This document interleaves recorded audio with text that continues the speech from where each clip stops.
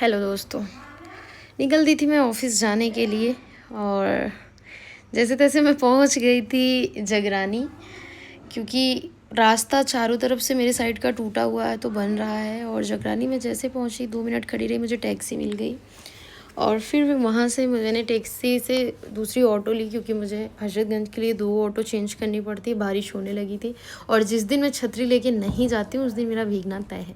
बादशाह नगर पहुँचते पहुँचते इतनी तेज़ बारिश होने लगी थी, मुझे लगा ही था मैं भीग जाऊँगी।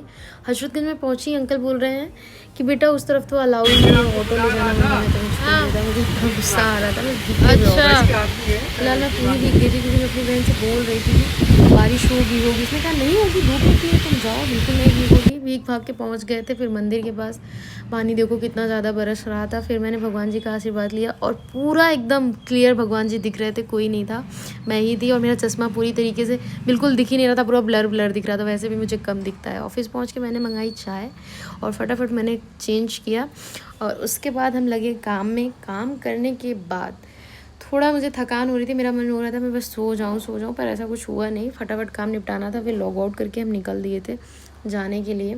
हम तीनों ही एक साथ जाते हैं लेकिन आने का रूट हम लोगों का अलग है। फिर भाई साहब जैसे ही गुमती पुल पे पहुंची, ट्रैफिक ना हो ऐसा हो ही नहीं सकता, और ऐसा लग रहा था कितना ज़्यादा पोल्यूशन है। जैसे तैसे पहुंच गई थी मैं घर की तरफ और फिर उसके बाद पैदल पैदल वहाँ से भी मुझे घर ही जाना होता है। तो ये था मेरा मिनी ब्लॉग, बाय बाय।